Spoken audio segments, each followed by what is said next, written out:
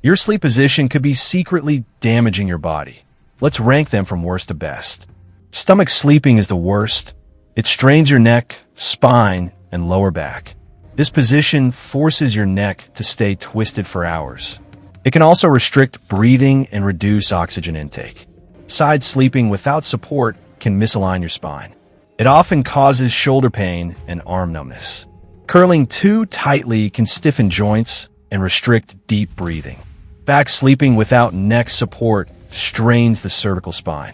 It can worsen snoring and sleep apnea in some people. With proper support, side sleeping becomes very healthy. It keeps your spine neutral and reduces back pain. Left side sleeping improves digestion and reduces acid reflux.